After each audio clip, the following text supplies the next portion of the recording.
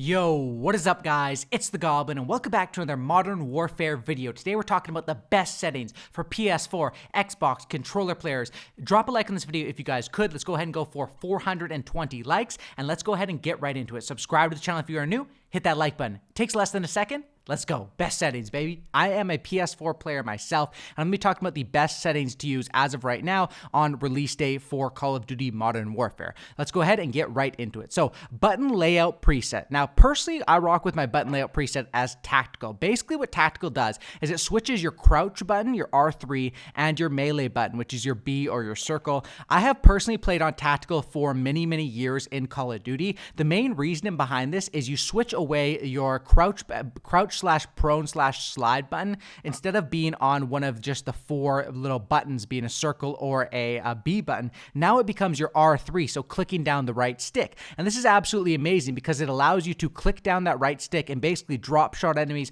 or drop into a crouch without moving your thumb off of the thumbstick over to the B button to go ahead and do that. That's why I really recommend tactical. I think especially in a game like this where it's a Modern Warfare game from Infinity Ward and drop shotting is fairly strong in this game. Again, maybe not as strong as it was in like previous like Modern Warfare 3, but it still is good in this game, and I really recommend using tactical. Another benefit of tactical, at least for myself personally, I use a SCUF controller, and I use the SCUF 4PS. So with the SCUF controller, I have two paddles on the back. The left paddle, of course, allows me to jump, and the right paddle has that circle button for me, which allows me to make that into my melee weapon. So it's the ultimate combo.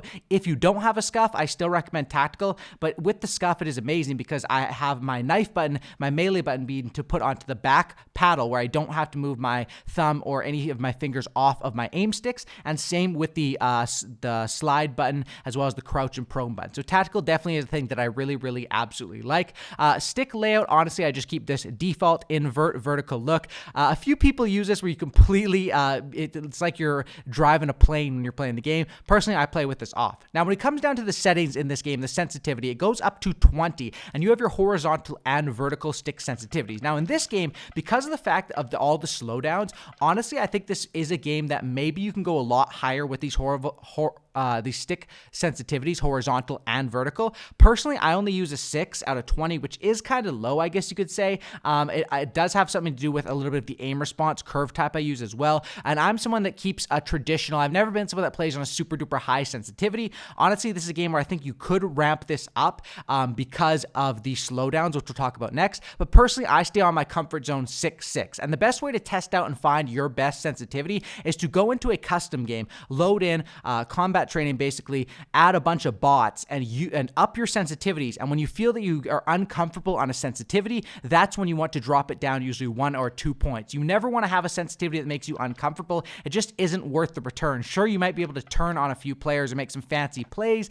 but if you're just a traditional rig gun player, that's not going to be worth it for the amount of shots or hip fire shots that you might miss and might cost you gunfights. So personally, I use 6 and 6. Next, we have two different ADS sensitivity multipliers. Now, these basically are going to slow down when you're aiming down sights. Keeping this at 1 will keep the default ADS sensitivity. So this will slow you down on low zoom, which a low zoom is anything with less of a magnification level than 3.25, including iron sights, and then a high zoom is anything above that. So this will include some of your super long range sights, your sniper scopes, of course, stuff like that. Personally, now these are affected based on your sensitivity. So I rock this with a 0.9 for my low zoom. This is nice because I get just a tiny little bit of slowdown when I do aim down sights compared to hip fire for those close range gunfights. And then I take it a little bit more extreme. Honestly, it's not that extreme anyway, with a 0.8. And I think this is very key because this game, especially with ground war that's going to be added tomorrow, which is kind of weird. Like ground war should have been out on release, but we're getting it like a day late, which is still pretty good, I guess, right? I guess. But even with the 10v10 game mode, these maps are really big. I mean, this is the first Call of Duty where we're seeing legitimate battlefield size maps. So having a slowdown like this is pretty important because you are going to have to be picking people off at a distance with whatever sort of gun you're using, anything with more than 3.25 magnification. Of course, keep that in mind. Next, we have the aim response curve type. Now, this is where the settings get interesting, and there's a lot more customization available in this game than there are in previous games. Now, your three options for this are standard, linear, and dynamic. And this is in regards to your aiming thumbsticks. Now, personally, I rocked with standard quite a bit, but then I switched over to linear, and I've been testing this stuff out in custom games for like the last hour or so, testing everything, trying to make sure settings are important, because I think that having the wrong settings can screw you up. Having the right settings won't make you a godlike player by default, but having the wrong settings can really hold you back. Now, with this one, I think all three of these are definitely decent options. Personally, I just went into a private match and played around with what I liked. Linear makes it basically straight to the point, where it does feel like it's a little more sensitive on my aim sticks, which I do like, especially since my sensitivity is 6.6, which is considered more on like the medium side, I guess you could say. So linear allows your aim stick maps directly to your aim rate. I really do like this, and I find that it allows my accuracy. If I am being accurate and I am a good player, it allows me to have the most accuracy because of that. So linear is what I'm rocking with as of right now. Of course, experiment with this stuff and test it out in private matches. It might feel different for you guys, but that's what I'm liking as of right now. Controller vibration off. I definitely recommend having controller vibration off. Every time I talk about settings, I talk about this because I was someone that way back in the day, like years and years ago, I always played with vibration. And I remember a lot of good players would recommend to me, turn that off, man, turn that off. And I didn't want to, because I liked this. Basically, I liked feeling like I was in the game when I was getting kills. It felt more rewarding and stuff like that, which can be true. But at the end of the day, I did turn this off it's probably been like 6 or 7 years ago now. And it was a good decision, because you don't want to have any extra vibrations, anything going on. It could put you at a disadvantage over your enemy, and it basically just isn't worth it. Trust me, when you switch to disabling your controller vibration, it's extremely weird at first, but eventually you get a hold of it and you really understand it, and you don't have to worry about that at all. And you're like, you start thinking, how did I ever play with vibration in the first place? Next is your aim assist, and with your aim assist, there's quite a few options in this game as well. This is something I've been testing quite a bit because I think it's really important. Now, you have 4 different options for aim assist. Disabled, you're pretty much going to want to stay away from that. Almost everyone is going to want to stay away from disabling aim assist. We're on console, we're using controllers, you're going to need some sort of aim assist. You can't, aiming with thumbsticks is kind of hard, especially compared to a keyboard and mouse, so having an aim assist is very important. Now, your next 3 options come down to standard, which definitely feels like how it was in all the previous CODs. Precision, strong aim slowdown that only kicks in when aiming closer to the target, which is best for accurate players. And then focusing, which is a strong aim slowdown that kicks in when narrowly missing a target, best for players new to analog aiming. So I've been testing these 3 out, racking up like hundreds of kills in a custom game. Now, this talk about aim assist is very interesting, because this is the first time we've really had this many options. And honestly, I'm going back and forth as of right now with precision and standard. Through my testing, I found that precision, it can be really nice. Like it says, if you're right beside the enemy, that lock on or sort of slow down speed is really strong, and you definitely are going to hit your shots. The problem is you can't really predict that you're going to be super duper accurate every single time, especially with how these maps are, the length of the maps and different stuff like that. So honestly, I'm going back and forth between standard and precision as of right now. Personally, I believe that standard is probably what I'm going to be rocking with for the most part of this game, and that's probably what I'm going to be sticking with. I think standard works best for the majority of players, and the thing about precision is it can be really nice, especially in a lot of those closer gunfights, but in those longer range gunfights where you're using something that it might be harder to get that perfect accuracy, and you might need a little bit more leniency on the standard slowdown, I think that is the way to go. So personally, as of right now, I'm using standard, but I do mix it up and try precision a little bit sometimes. I'm still up in the air on this one. I think standard is probably going to be the way to go for the majority of players. I think precision can work if you're a very accurate player. However, it just depends on your play style, really, because it depends on if you're fighting close range, if you're fighting long range, and exactly how accurate you can be. I 100% recommend everyone test this out in a private match over and over again. I think most people will be between precision and standard. A couple people will be using focusing, but like it says, that's more for beginner people because of how strong it really is, how much it sucks you in and slows it down, but it can cause you to miss some shots. I really think standard versus precision is the debate that's going to be going on as of right now, and precision sure can win you some gunfights, but it can also cost you some where you might have needed that little extra leniency where it wasn't so direct, but you needed that little extra area around the body for the standard. And that's why precision is made where it has a smaller window, and that's why it's for accurate players. You have to be closer to the target, which works great close, medium range, but sometimes at long range or in different situations where it's harder to get closer to the target, that's why I prefer standard. And as of right now, I go with standard. Let me know in the comment section down below what you guys think on this one. Next, weapon mount activation. Now, this one allows you to basically lean around the corner, sort of like we had in COD Ghost. Now, you can set this one to basically do it automatically. You can set it to do it on a double tap ADS, which probably would be a good recommendation for most people because that means you don't have to be taking your, your hands off of anything that you need to aim. But personally for me, like I said, because I rock the SCUF controller. By the way, SCUF controllers are absolutely amazing with the 2 paddles on the back and are perfectly tournament legal. If you are a PS4 player, I definitely recommend getting one. They are kind of pricey, like $150 I think they go for now. You can use my promo code Goblin for a little bit of discount. The link is in the description. If you have the money, I definitely recommend investing in a SCUF. It's something I've used for probably 7 or 8 years gaming, and it's something that pretty much most of the pro players use as well in a game like Call of Duty. So I use, speaking of the SCUF, I use ADS plus melee here because I don't want to just have it on ADS where I'm getting stuck around corners, sometimes being weird. Double tap can work nice, but ADS plus melee kind of works perfectly for me because, like I said, my melee is right on the back of my controller, so I don't really have to reach for anything. It's just a simple, easy tap.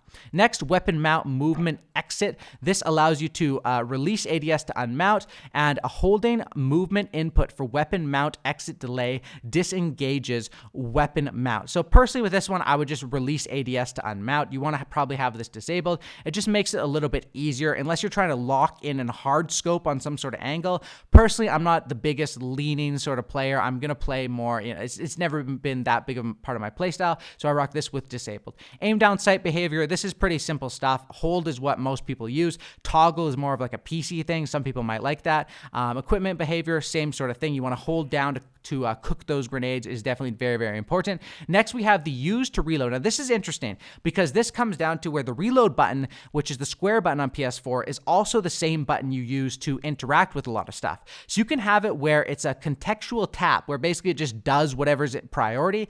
But this can cost you sometimes if there's an ammo pack in front of you or a weapon in front of you that you go to accidentally pick up instead of reloading. So the safest way here is just to go tap on reload or tap to reload and then hold to use. The other way around is to tap to use and hold to reload, which I think is kind of, that would be completely foreign to me. I've never used anything like that. Traditionally, tap to reload and then hold down if you're trying to pick up a weapon or you're trying to pick up an ammo pack or whatever. That's the way I go with it. Depleted ammo weapon switch, pretty simple. If you're out of ammo, it'll switch your weapon. Why not? I mean, if you're out of ammo, you can't really use the weapon anyway. Slide behavior, you can tap or hold. I just have this one on tap so I can get down for the quick slides because you really want to. I found that before I changed the setting, I was getting caught sometimes trying to run it away and slide around a corner before someone shoots me, especially in a game like this where the time to kill is so fast. Having it as tap is very, very important. Vehicle camera recenter. Now, I don't really use vehicles so far, but I just have this enabled so it can recenter itself automatically when driving vehicles. Next, we go into the controller set or the general settings here.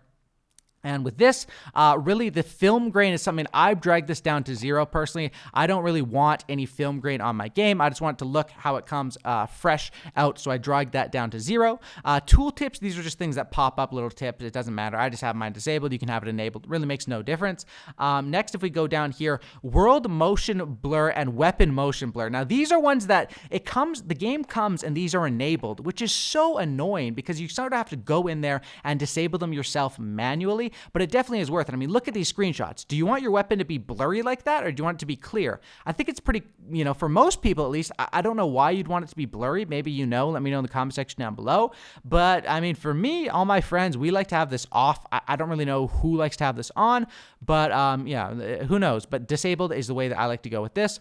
Next, this stuff is all just, whatever, text chat, blah, blah, blah. Next, you have the audio. And when it comes to audio is actually fairly important in this game because sound whoring or hearing your enemy's footsteps and hearing your own footsteps, especially with the lack of dead silence. I know dead silence is in the game, but it is basically as a field order instead of as a perk like we've had in previous games. So with audio mix here, you have a bunch of different options. You can actually go more in depth with these. So this is one where I also went to a private match and basically I just turned the headset up, went through these settings and sort of found what I was just listening for footsteps because that is the most important thing. With any of these settings, you can hear gunfire, you can hear all that stuff, but listening for the nuance of people reloading or cooking grenades or footsteps is very, very important. And that's why I choose to go with just a general boost. I'm not really sure if a boost high frequency or low frequency frequency would be better. I'm not an audio engineer. If we have any in the comments, maybe you could let me know which one of these would let footsteps be heard louder. But boost, I tested both these out, and it really, I felt like some sounds were sticking out a little too much. When I had it just on normal boost, I was able to just have everything super duper loud, basically, and I was able to focus and decipher on my own through gunshots to figure out people's when they're walking and footsteps and stuff like that. Master volume, you want to have this pretty much maxed out. Music volume is pretty much for the menus and stuff. I just have this off. Usually I'm just listening to Spotify or talking to friends anyway. Dialogue volume. Now this is interesting because in this game there are quite a few callouts, and your players can say good callouts. You know, hey, he's in the red barn, he's in there, and that stuff can be important. But the players also, I don't know what's up with them, but like when you're dying or when you're just playing the game, it's on some maps it feels like your characters are just talking to themselves, or I don't know who they're talking to the whole game, and it can honestly get kind of annoying. I lower this one just a little bit down to 80 so that I'm able to focus on the most important stuff, which is of course the effects, which I have up to 100. That's what you're going to want to listen for. Basically, here you go for Juggernaut music. If you want to have the music playing when you enter the Juggernaut, probably you're going to want to have this one disabled if you are going for those streaks. Hit marker sound effects. This is one where I'm not really sure. I experimented with this one a little bit in the beta. I really didn't notice a difference. Modern Warfare, I mean, why not? We're in Modern Warfare. Give me the Modern Warfare sound effects. I guess that sounds good. And that's pretty much it. I mute all but party just because there's quite a few people with mics on actually in this game. But yeah, that's what we have as far as my settings. Hopefully this did help you guys out, give you guys some insight into the settings. Once again, these are my personal best settings, but I know everyone else, you definitely should go and test these things out in private matches to get comfortable with your sensitivity and get comfortable with the new aim response curve types and aim assist, because I think those can be really, really important. Hopefully you guys did enjoy this video. Drop a like, subscribe. I'll catch you in the next one. More Modern Warfare content coming soon, and peace out. Peace.